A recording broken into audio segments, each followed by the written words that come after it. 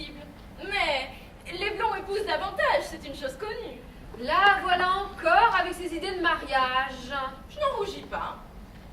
Si je rencontrais un blond, cendré, avec un beau nom, de l'éducation ou une famille honorable, 50 000 livres de rente. je n'hésiterais pas à lui faire le sacrifice de ma liberté.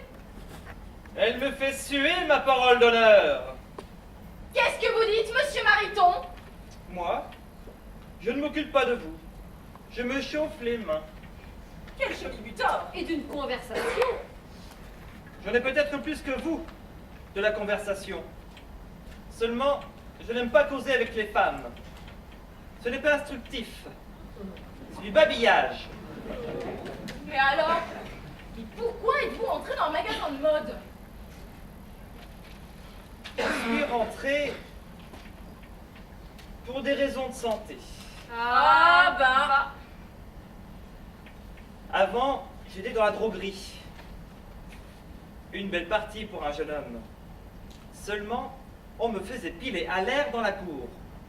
Ça me donnait des engelures et des crevasses aux mains. Quel dommage! À chacun son goût. Moi, je suis friand de mes mains. Alors, j'ai lâché le mortier pour un état plus moelleux. Je suis venu chez mademoiselle Clara, la patronne, en qualité de premier commis. Je porte les chapeaux, je reçois les factures, je fais l'extérieur. Bah heureusement! Et vous êtes content, monsieur Mariton? Je gagne 60 francs par mois. Je mets des gants quand il fait froid. Qu'est-ce qu'un homme peut désirer de plus? Mais le cœur, malheureux! Le cœur! Mesdemoiselles, je ne vous raconte pas les gaudrioles, moi. Et je vous prie de me laisser tranquille. Il cache son jeu. Je parie qu'il est amoureux. Oui, oui, il est amoureux. Eh bien, il fera chaud quand vous verrez ça. Mais une femme, ça ne vous dit donc rien? Je ne sais pas. Je n'en ai jamais rencontré. Bon, eh bien, à nous. J'appelle femme l'être sublime qui raccommode son mari, qui a un domicile et beaucoup d'enfants. La mère gigogne. Tant qu'à vous, vous n'êtes que des voyageuses. Printanières. Des voyageuses! Madame, qu'y a-t-il? Qui l'a détruit?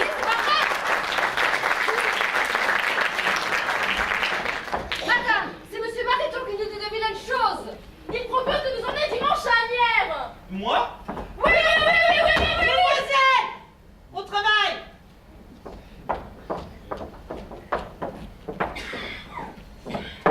Monsieur Mariton!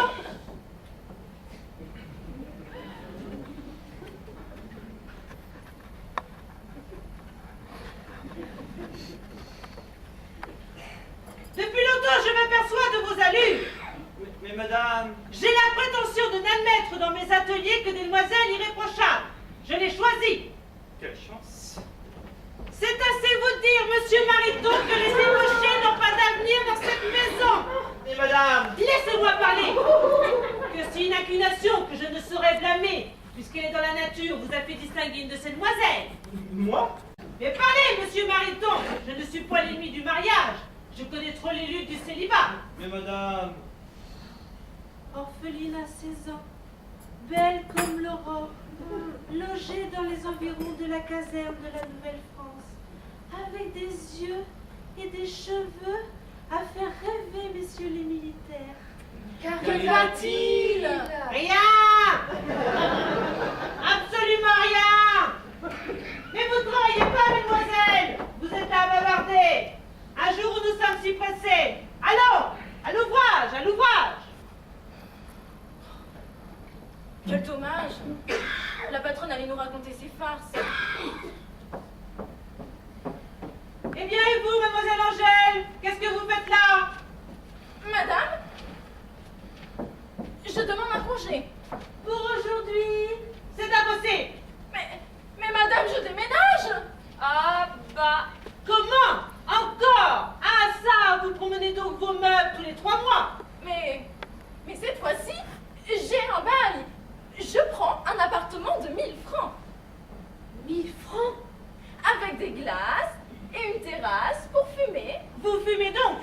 Mais non, madame, c'est pour monsieur Hector Bollinet, un premier clerc d'avoué qui va m'épouser. Comment? Elle est bien bonne celle-là. Monsieur, arrêtons! Pas de rire indécent! Mon enfant, prenez garde! Les clercs d'avoué, c'est bien magique. Oh, mais monsieur Hector Bollinet est un honnête homme. Il a donné 10 francs de deniers à Dieu au concierge. Je ne l'accuse pas. Et pour laisser entrer les meubles, le propriétaire exige 6 mois d'avance. Ah, lui, pas bête. Et monsieur Hector Bollinet doit être à l'appartement à 10 heures, avec les 500 francs. Allons, puisqu'il s'agit de votre avenir. Je vais faire charger mes meubles sur une voiture à bras. À demain! Je compte sur vous! Mademoiselle! Travaillez! Monsieur Mariton! Oui, madame.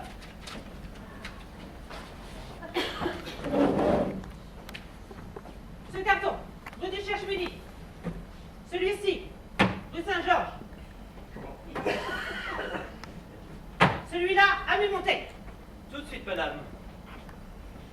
Mais allez donc, monsieur Mariton, allez! Je mets mes gants. Allez!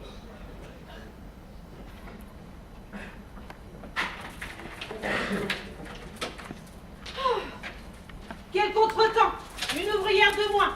Un jour où nous sommes si pressés. Ce chapeau avance-t-il? On le pousse. Je l'ai promis ce matin pour une messe de mariage.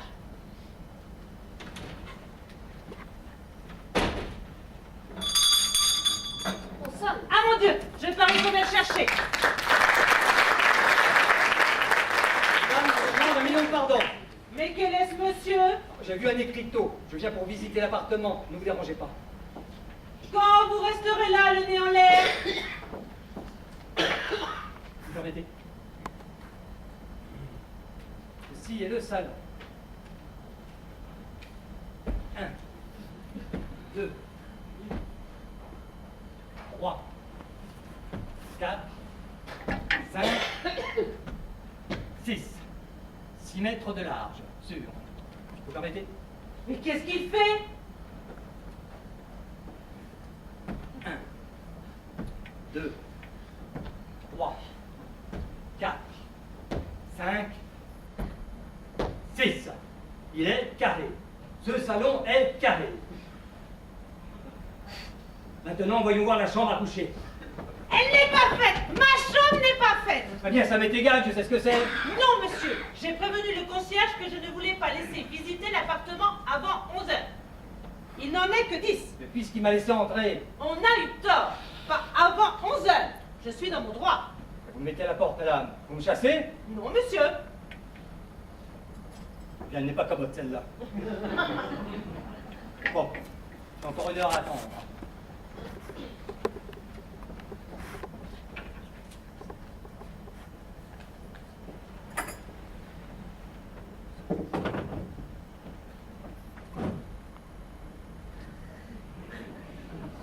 Mais comment? Mais il s'installe.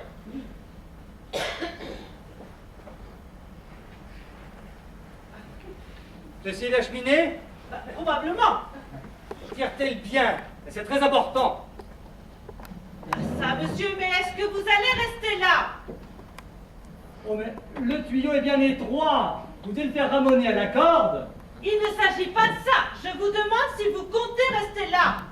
Puisque vous m'avez prié d'attendre jusqu'à 11 heures. Je vous ai demandé de revenir à 11 heures. Ce n'est pas la même chose. Eh bien, permettez-moi de vous dire, madame, sans acrimonie, parce que vous êtes une femme sur le retour. Oh! Eh bien, permettez-moi de vous dire que vous ne montrez pas toute la bienveillance qu'on se doit entre gens qui cherchent des appartements. Ah mon Dieu, monsieur, j'ai une commande très pressée et depuis que vous êtes entré, cette demoiselle n'a pas fait un point. Ah, c'est votre ouvrière. Oh, ben, elle est charmante. Elle a l'air très décente. Je l'ai choisie, monsieur. Tiens, vous confectionnez des chapeaux. Voyez-vous, ça fait une quinzaine de jours que je me tâte pour en acheter un. Vous? Oh, ce n'est pas pour moi, non. C'est pour Victorine, ma bonne, ma femme de chambre, ma lectrice. C'est elle qui me lit la patrie tous les soirs. Alors, vous savez, elle est alsacienne. Alors, elle prononce patrie, journal, dit, soir. C'est fait. Vous ne riez pas, elle fait très bien la cuisine. Alors c'est votre cuisinière. Oui, enfin, C'est ma cuisinière, oui, dans ce sens qu'elle fait ma cuisine, mais je l'admets à ma table, nous mangeons ensemble, en tout bien, tout honneur, car j'ai au prix de croire que jamais rien, quoi qu'il soit, très gentil, vous savez, une petite boulotte. Voulez-vous voir sa photographie? Je l'ai fait faire. Travaillez, mademoiselle. Oh, le photographe a fait revenir 5 jours de suite sans moi, il prétendait que je la faisais bouger. Ah, mais quel insupportable bavard. Bon, monsieur. Dépêchons-nous. Oui, vous êtes pressé. Donc, je voudrais un chapeau. Victorine ne m'en a jamais parlé, mais je sens bien qu'elle en a envie. Quand nous nous promenons dans la rue, voyez-vous, elle est en bonnet. Alors, c'est gênant, je ne peux pas lui donner le bras. Alors, nous marchons l'un côté de l'autre, les bras ballants. Oh, il était trop bon avec son alsacienne. Oui, vous êtes pressé. Oui. Combien celui-là? 120 francs. Oh, c'est trop cher. Non, voyez-vous, j'en voudrais un qui soit bon marché, mais qui fasse de l'effet tout de suite. Combien celui-ci? Il est de 70 francs. Oh, non, c'est trop cher. Et sans les fleurs? 65. Oh, et sans les rubans? Mais il ne restera plus rien. 58. Après ça, écoutez, je vais en prendre un qui ne soit pas tout à fait neuf. Vous voyez, ça me serait égal, et même je préférerais. Comment? Oh, tu as envie de lui vendre mon vieux, Parce que moi. vous comprenez, un chapeau en train, ça prouve qu'on a l'habitude d'en porter, tandis qu'un neuf, ben, on peut penser que c'est le premier. Bon, monsieur. Combien ce petit là? 25 francs. 45. Non, c'est trop cher. Alors, écoutez, je vais tout de suite vous dire mon prix. Hein. Il m'en faudrait un dans les 20-25 francs. Ah, mais nous ne tenons pas ça ici. Voyez dans les environs du temple. Ça, c'est une idée. Bon, monsieur. Oui, il est préfet. Bon. Donc, je reviendrai à 11h pour prendre les mesures, parce que j'ai un gros meuble à placer. Figurez-vous que Victorine... Monsieur. À 11h. Madame, mademoiselle... Ne vous impatientez pas, je reviendrai. Monsieur. Ah, j'ai les nerfs agacés. Oh, j'aimerais bien le voir promener Bobonne avec son chapeau neuf.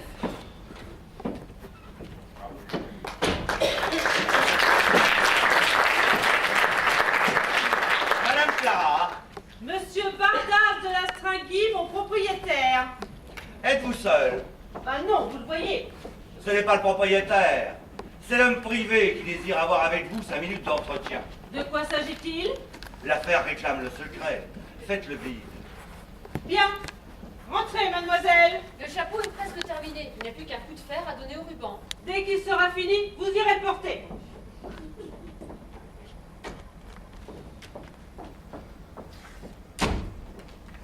Parlez, monsieur. Madame, pouvez-vous me rendre un service? Moi? Pouvez-vous me prêter votre salon? Pour une demi-heure seulement. Comment, mon salon? Chut, c'est pour une affaire d'honneur.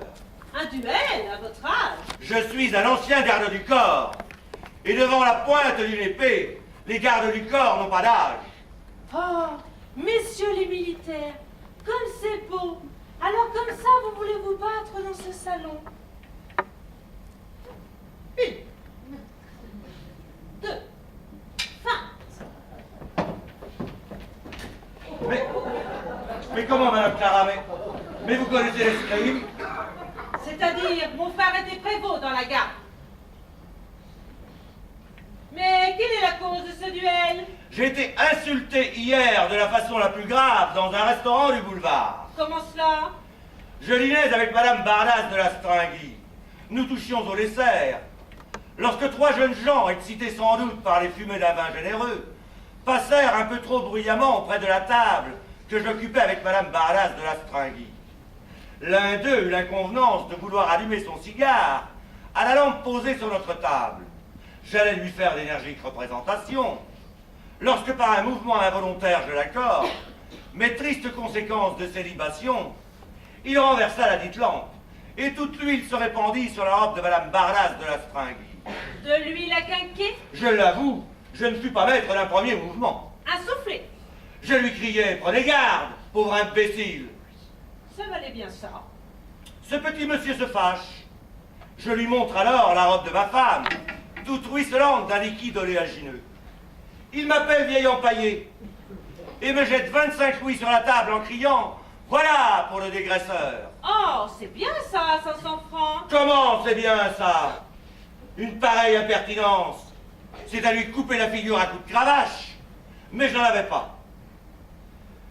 Je le traitais de malotru. Et nous échangeâmes nos cartes au milieu du scandale général. Et j'attends ces témoins et les miens. À votre place, je resterai là. Vous avez les 500 francs, j'enverrai la robe chez le teinturier. Et mon honneur, puis-je aussi l'envoyer chez le teinturier? Après ça, ça vous regarde. Il est très solide, le vieux.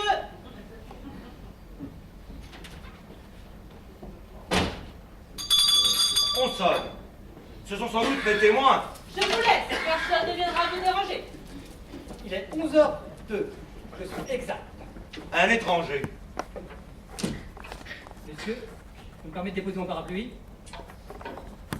Un des adversaires, un des témoins est le bon adversaire, sans doute. Monsieur, je crois savoir pourquoi vous venez. Je suis monsieur Barlas de l'Astringui. Le propriétaire? Monsieur, je ne vois qu'une difficulté sérieuse. Laquelle? Il s'agit du gros meuble. Tiendra-t-il? Ne tiendra-t-il pas? Là est la question. Quel gros meuble? À la commode de Victorine. Victorine. Il y aura une grosse machine qu'elle a fait venir d'Alsace. Imaginez l'arche de Noé, 3,27 m en tous sens. Mais j'ai apporté mon aide. Mais enfin, mais monsieur, mais de quoi parlons-nous? De la commode de Victorine. Mais pourquoi? Mais parbleu, pour louer l'appartement, il faut bien que je sache si elle tiendra. Mais comment, mais monsieur, mais vous voulez louer l'appartement? Ça perd l'hypopète, je suis pas venu ici pour se des petits pois. Ah diable, ça c'est bien différent. Tenez, voilà madame qui va vous conduire. Voici 2 lettres très pressées qu'on vient d'apporter pour vous. De mes témoins, sans doute. Qu'est-ce que cela signifie? Merci.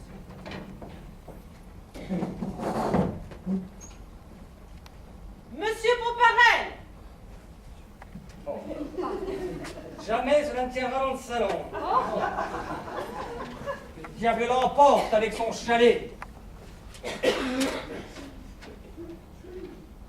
C'est de monsieur Gondouin, un ami intime. Alors, soumis aux lois de mon pays et atteint d'un violent mal de gorge, jamais je n'autoriserai par ma présence les horreurs d'une lutte fratricide. Oh, il refuse. Un homme qui dîne chez moi tous les lundis. Je ne l'inviterai plus. Voyons l'autre.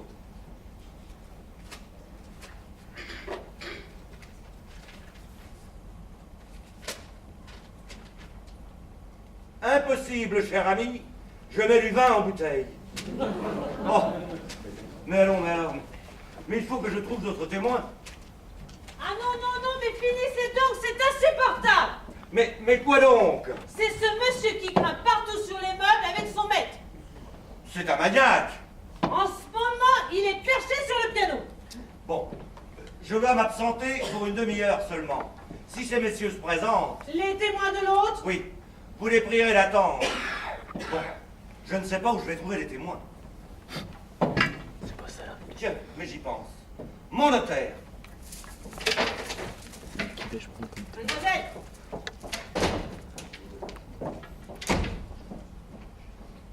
Allons, c'est une affaire manquée, la commode fait 7 cm de trop. Mais faites l'acier, votre commode. Mais carrément, vous en avez de bonnes. Elle serait capable de retourner en Alsace pour en rapporter de plus grandes. Tenez, je parie 5 heures de coupé que vous l'épouserez, votre Victorine. Ça, jamais. Parions. J'ai d'excellentes raisons. C'est que je suis marié. Vous? Marié? Et madame votre épouse? Nous sommes séparés pour des raisons de haute inconvenance. Un malheur. Un malheur, je ne sais pas si c'est un malheur. Un vide, oui, mais pas un malheur. Bon, où est mon parapluie? Oh, contez-nous votre déveine. Mademoiselle, vous êtes indiscrète. On ne retourne pas comme ça le poignard. Quoi, le poignard? Oui. Parce que, madame, oh, non, ça m'est complètement égal. Et si je n'étais pas si pressé, allons, quelle heure est-il? Il est midi. Bon, je peux vous en raconter pendant 5 minutes, mais pas plus. Oh oui, allez-y, allez-y.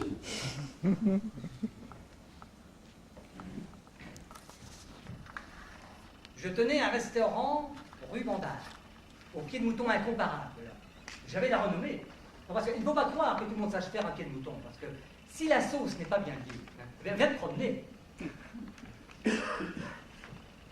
Vous prenez vos pieds, vous les lavez. Oui, allez, passez, on connaît. Hein. Oui, allez, arrivez au fait, allez. J'avais pour demoiselle de comptoir une jeune fille de 18 ans appelée Uranie. Oh, et jolie. Mais pas comme vous. Entre le déjeuner et le dîner, comme je n'avais rien à faire, je la regardais. Et elle baissait les yeux.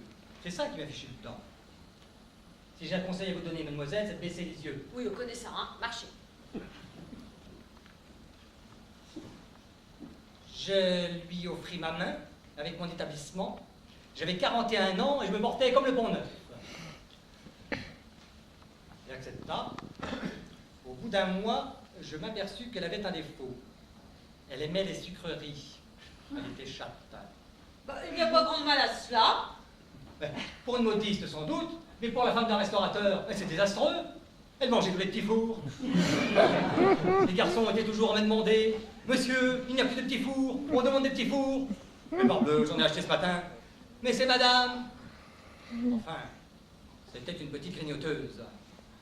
Je lui fis des représentations convenables, je lui dis « C'est ignoble pour une femme d'être sur sa bouche comme ça. » Elle me battit froid, mais respecta ma marchandise. Seulement, je m'aperçus que de temps à autre, un Chinois venait lui apporter des sacs de marrons glacés. Je n'en pris pas garde, un Chinois. Ça ne me dirait rien. Ni à moi. Un matin, je descendis un peu plus tard, je trouvais le comptoir vide avec un mot « Gustave ». Gustave? Oui, Gustave Fauparet, c'est mon petit nom. Je vois que vous ne pouvez plus me comprendre, il vaut mieux nous séparer. Adieu, soyez heureux. Post-scriptum, ne cherchez pas ma broche, je l'emporte avec moi. Elle était partie avec le Chinois. Non, le Chinois, c'était le domestique de monsieur. Non, un monsieur que je n'ai jamais vu. Ça doit être un Américain ou un vendeur de canne à sucre. En sans ça, Uranie n'aurait jamais suivi. Qu'avez-vous fait? Eh bien, j'ai été voir monsieur le commissaire, un homme d'excellent conseil. Et il m'a demandé, monsieur, est-ce que vous tenez beaucoup à votre femme? Et peu, ma foi, non. Bien alors, retirez-vous et faites vos affaires, ne vous occupez pas d'elle. C'est ce que j'ai fait, et je me suis retiré avec 18 000 francs de rente. Et vous n'avez jamais eu de nouvelles de votre femme? Jamais. Ça fait 15 ans de cela, elle doit être en colonie, qu'elle y reste. Quant à moi, je suis très content, très gai. J'ai pris Victorine pour la conversation et la cuisine. Elle vous fait des petits plats sucrés. Oh non, elle, c'est tout autre chose, non. Avec elle, c'est choucroute, saucisse et lard fumé. J'ai le jambon qui pendent dans toutes les cheminées. C'est gênant à cause des ramoneurs. Oh, ils ont de si belles dents. Oui, ben c'est bien pour ça. Bon. Alors. Oh, midi 20, vous me faites causer. Bon. Mesdames, je vais continuer ma chasse aux écriteaux. C'est dommage, l'appartement me plaisait, en changeant le papier, bien sûr.